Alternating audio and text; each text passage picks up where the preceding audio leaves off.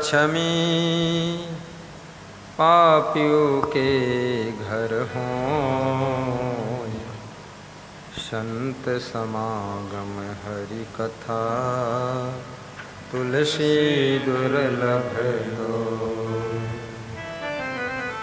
संत समागम हरि कथा, तुलसी दुर्लभ दो।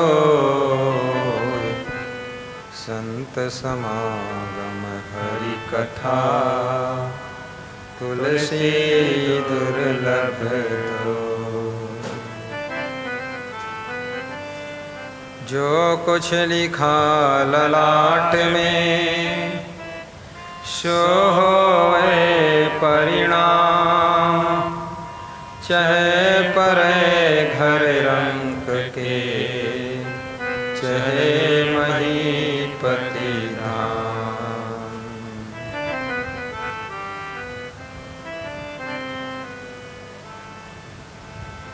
भक्ति महल बहु चाहे, दूर ही ते दर्शाए। जो कोई जन भक्ति करे, शोभा बरणी न जाए।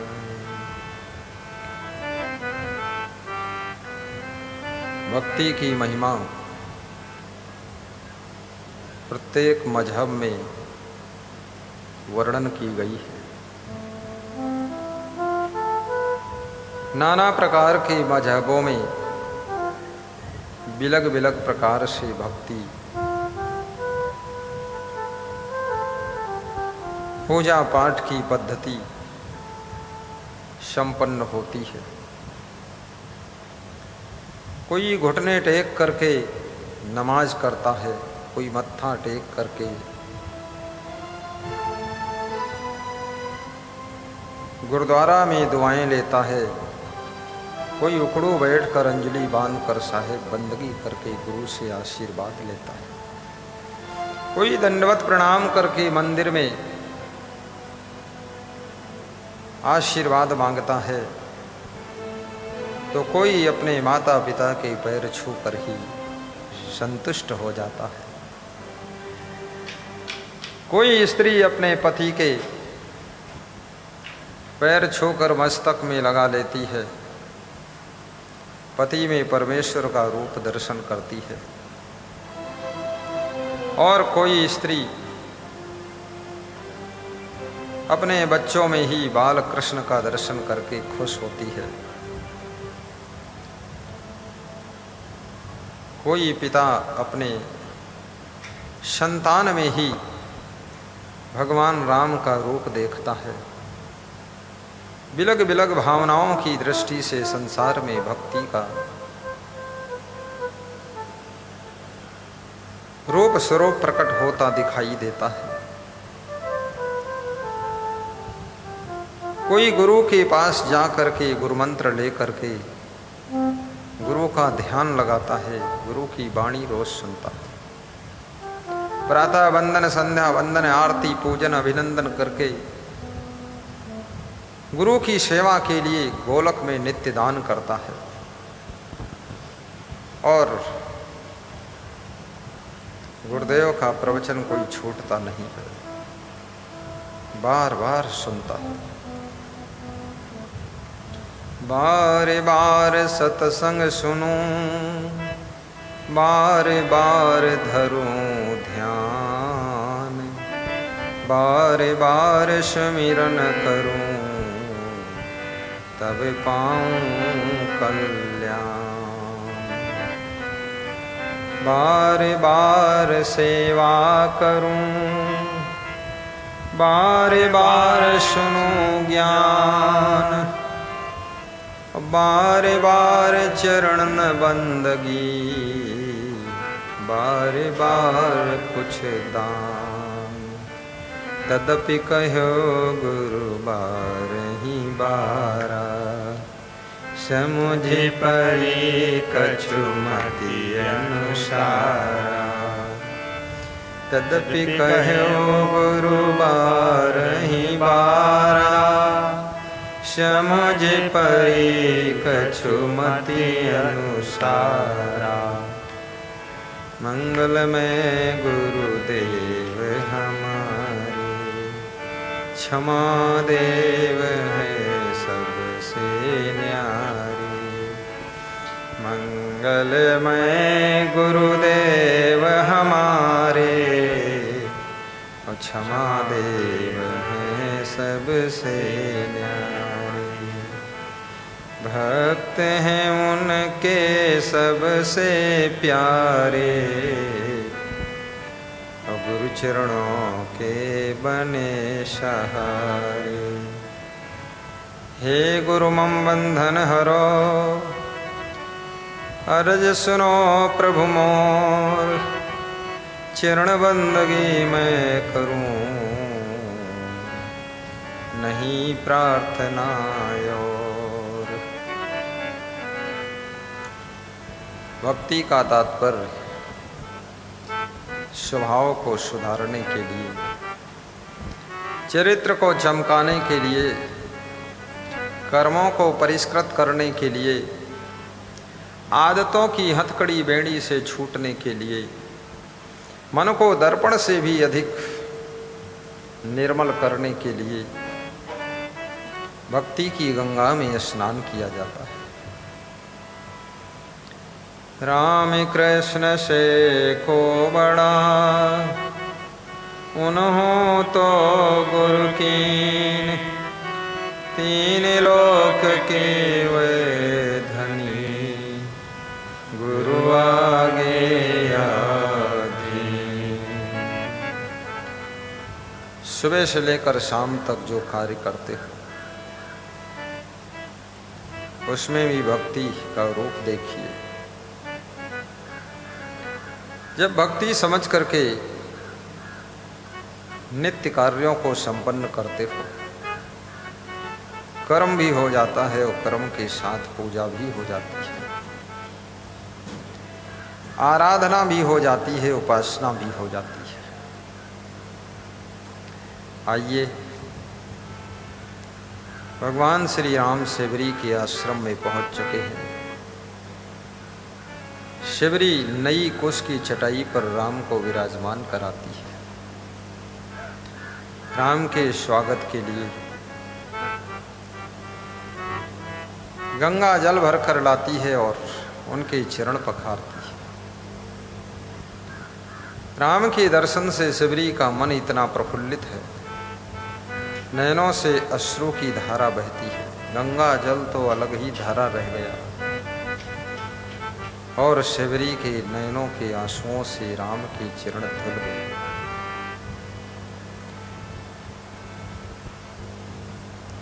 शिवरी खुश भी है, रो भी रही है। खुश होना और रोना एक साथ की घटना है।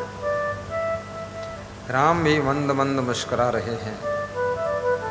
शिवरी की श्रद्धा को देखकर, प्रेम को देख करके राम का मन गदगद हो रहा है। जिस राह से प्रभु को आना है, उस राह में फूल बिछाए हैं कि राम के चरण इतने कोमल हैं, फूलों पर ही उनके चरण पड़ना चाहिए, क्योंकि फूल से भी कोमल प्रभु के चरण हैं। कोई भी संत का स्वागत, महात्मा का स्वागत फूल से किया जाता है। फूल और माला धीरे धीरे जगत की प्रगति के साथ साथ में प्लास्टिक की माला भी आई। माला तो एक अंदर का भाव है। प्लास्टिक की माला हो, चाहे ओरिजिनल गुलाब के फूलों की माला हो, और चाहे गेंदा, चंपा, जूही, बेला, मोंगरा के फूल हों। छत्तीसगढ़ प्रदेश के भक्त जब दर्शन के लिए आते हैं, फूल नहीं मिलते हैं, तो वे भक्त कोई पौधे की पत्तियां भी तोला करके और गुरु के चरणों में समर्पित करते हैं। पत्तियों के साथ में दक्षिणा भी अर्पित करते हैं। ऐसा गुरु जी का भाव, भक्तों का भाव होता है। लेकिन कभी कभी फूल पत्ती उपलब्ध नहीं है तो भक्त अपनी श्रद्धा को दक्षिणा के रूप में अर्पित कर देता है। भगवान श्री राम शिवरी के आश्रम में विराजमान है और शिवरी को जो खुशी आज प्राप्त हुई है, शायद जीवन में पहली बार ऐसी प्रसन्नता की अनुभूति हो रही है। जिसके प्रति आपके मन में बहुत अगाध प्रेम होता है, उससे जब मिलन होता है तो खुशी का ठिकाना नहीं रहता। शिवरी गदगद है, भगवान राम भी गदगद है। वो दशा हो रही है जो संतों ने लिखा है, 4 मिले 64 खिले, 20 रहे कर जोर, हरिजन से हरिजन मिले, नासत सात करो। मोबाइल तुम बंद करो, नियम का पालन करना है, सत्संग में ध्यान लगा लीजिए, क्योंकि भव से तरना है। बहुत बड़ी बात है। राम भगवान का स्वभाव बहुत सुंदर स्वभाव, जास बड़ाई बैरियों कर रही है। उनके स्वभाव की बड़ाई बैरी लोग भी करते थे, जो उनसे नाराज रहते थे वो भी गुणगान करते थे। ऐसा स्वभाव है। राम का चरित्र भी सुंदर है। राम अनावश्यक कहीं आकर्षित नहीं होते। शूर्पणखा आती है फिर भी राम मना कर देते हैं। और सुग्रीव विभीषण निवेदन करते हैं कि प्रभु हमारे राज्य में प्रवेश करिए और जो आज्ञा करो मैं आपको, ये सब राजपाट आपका ही है। राम भगवान कहते हैं कि मुझे पिताजी ने वनवास दिया था, किसी के राज्य में जाने का आदेश नहीं दिया था, इसलिए हम नहीं जाएंगे। और राम भगवान के पास में सहनशीलता भी बहुत है, नम्रता भी बहुत है। 3 दिन हाथ जोड़कर समुद्र के किनारे खड़े हैं, प्रार्थना कर रहे हैं कि समुद्र स्थिर हो जाओ, हमको पार होना है। समुद्र तूफानी लहरें चला रहा है। अंत में राम ने लक्ष्मण को इशारा दिया, विनय न मानत जलधि जड़, गए 3 दिन बीती, बोले राम सकोप तब, भय बिनु होई न प्रीति। ये भय शब्द बड़ा विलक्षण है, डर। संसार के लोग भय और लोभ के बीच में जिंदगी जीते। डर खत्म हो जाए तो आदमी न जाने कितनी गलतियां कर देगा। घर के लोगों का भी डर है, पति का डर है, पत्नी का डर है, बच्चों का डर है, घर बिगड़ जाने का डर है, पुलिस का डर है, सरकार का डर है, शासन का डर है, धर्म कर्म का डर है, यमराज का डर है, यमदूतों का डर है, मौत का डर है, भगवान का डर है। डर में डर है, इतना डर है, तब जाकर आदमी डगर पर चलता है। ये डर बहुत संभालता है। जिनका पूरा डर खत्म हो गया, उन्होंने तो जितना धुंध मचा सके उतना मचा ही दिया। इसलिए कबीर ने डर को बहुत समर्थन दिया। डर करनी डर परम गुरु, डर पारख डर सार, डरत रहे सो बरे, गाफिल खाए मार। जो गाफिल हो गए वो मार खा गए, बहुत मारे गए, बहुत पीटे गए। और जो डर के काम करते रहे, थोड़ा डरते रहे, थोड़ा संकोच करते रहे, वो सही लाइन पर चलते रहे और वो पार हो गए, सफल हो गए। नाविक नाव को चलाता है, उसको भी डर लगता कहीं डूब न जाए। पायलट हवाई जहाज को उड़ाता है, उसको लगता कहीं आकाश में फ्लाइट के अंदर आग न लग जाए, कहीं इंजन न फेल हो जाए, कहीं फ्यूल न खत्म हो जाए, डर लगता है। कहीं प्लेटफार्म पर उतारूं, पहिया ही ना निकले तो फिर उसका पेट रगड़ जाए तो आग लग जाएगी। बड़े संदेह और डर। और यही डर जब हवाई जहाज उतरता है तो पूरा हवाई जहाज चेक किया जाता है, मशीनों से चेक होता है, तब दूसरी उड़ान होती है कि कोई नट बोल्ट ढीला हो, इंजन में कोई फॉल्ट हो, कहीं कोई मिस्टेक हो, अभी सुधार दिया जाए, क्योंकि आकाश में कुछ सुधरेगा नहीं, वहाँ तो बड़ा मुश्किल काम हो जाए। बेटा से बाप को भी डर लगता है, कहीं बेटा रूठ कर भाग न जाए। पति को पत्नी से डर लगता है, कहीं उलझ करके गठरी बांध कर मायके न चली जाए।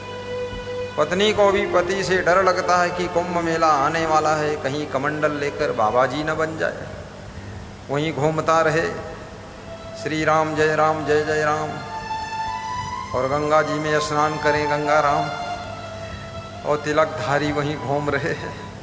पत्नी को भारी पड़ गया, इसलिए पत्नियां भी पतियों को इतना ही दबाती हैं जितना वो दबाव सह सकता है। ज़्यादा इंजेक्शन कड़ा नहीं लगाती है, नहीं तो भाग जाएगा। डर है, सभी को डर है, और डर से संसार चल रहा है। फिर डर के साथ साथ में लोभ लालच भी है। ये लालच के बीच में भी दुनिया डोल रही है।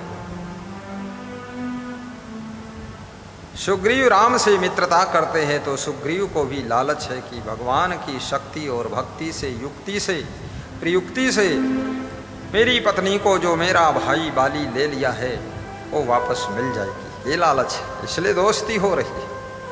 भगवान के मन में भी है इसकी पत्नी वापस करा दूंगा तो इसकी सेना की शक्ति हमको मिल जाएगी, तो मेरी पत्नी भी मुझको वापस मिल जाएगी। लेन देन का संसार है, लेन देन करना सीख लो, नहीं तो संसार में फेल हो जाओगे। राम और सुग्रीव का लेन देन चल रहा है, लेकिन कुछ लोग स्वार्थी होते हैं, उनका काम हो गया, बस मतलब निकल गया, पहचानते नहीं।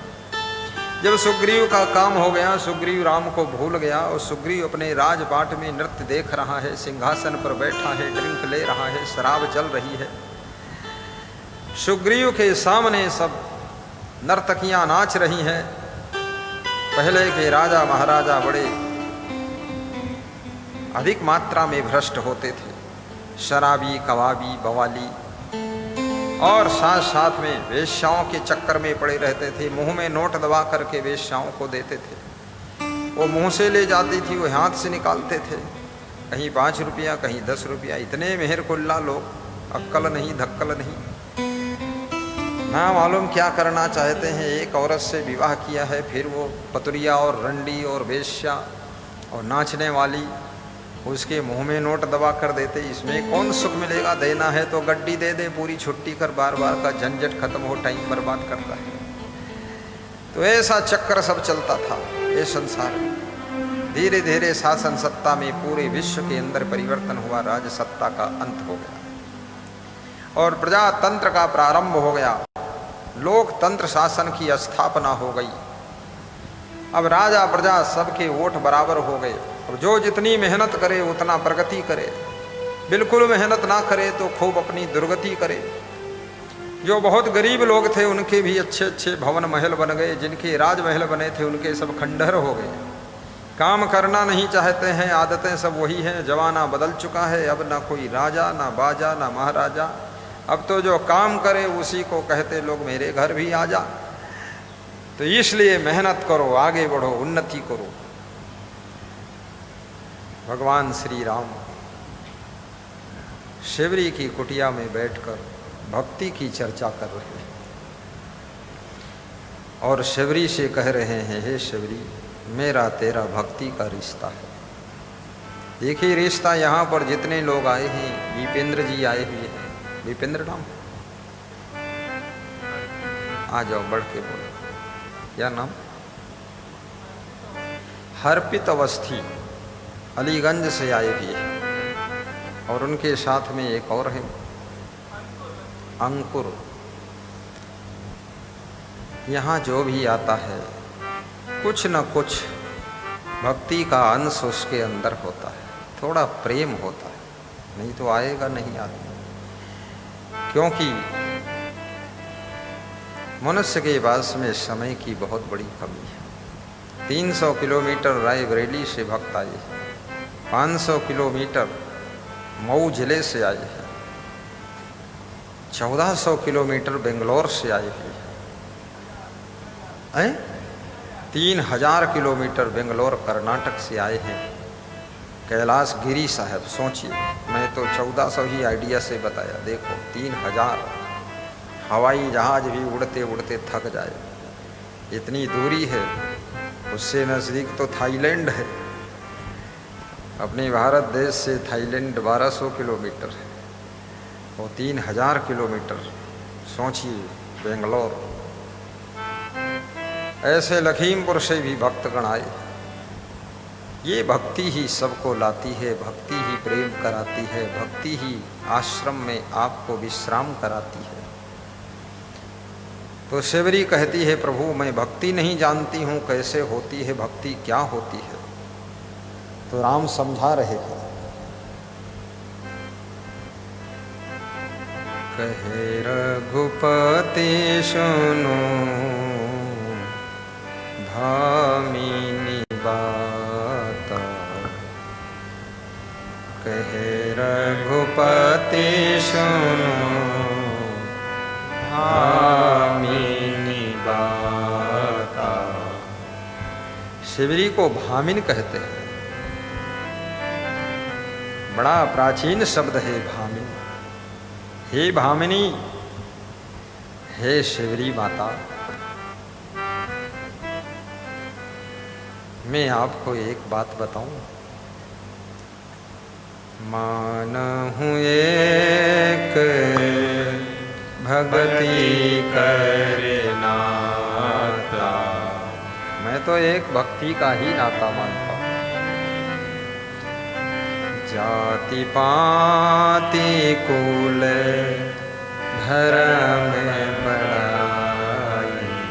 कोई बड़ा आदमी हो, किसी भी जाति का हो, किसी पाति का हो, किसी कुल धर्म का हो, मेरा इससे कुछ भी लेना देना नहीं है। अगर उसके अंदर भक्ति है तो उससे मेरा नाता है, और भक्ति नहीं है, पूरी दुनिया में ऐसे आता जाता है, कोई मतलब नहीं।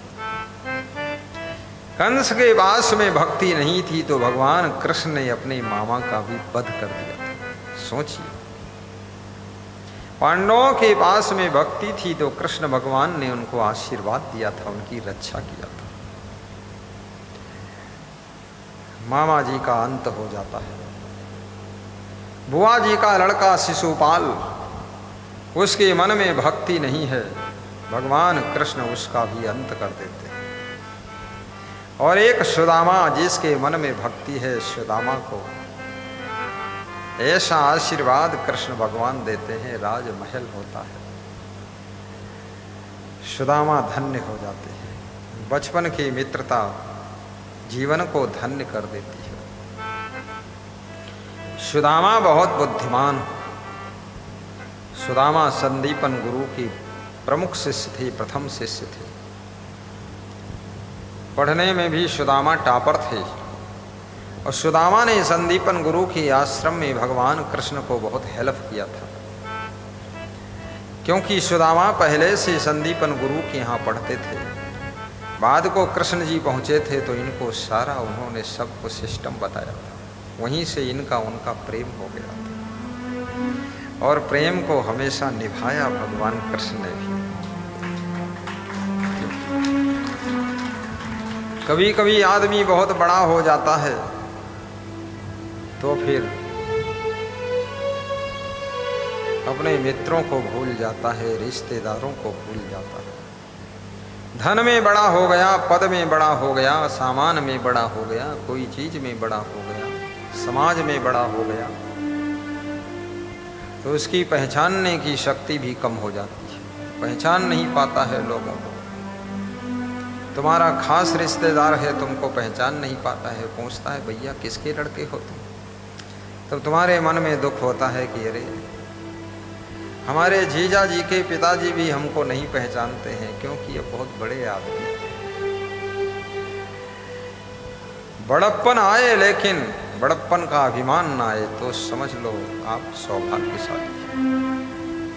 बड़प्पन, बड़ा होना बुरा नहीं है, धन में बड़े बनो, पद में बड़े हो जाओ, रिश्तेदारों में बड़े हो जाओ, गाड़ियों में बड़े हो जाओ, लेकिन जहां जरूरत पड़े वहां सहयोग के लिए खड़े भी हो जाओ।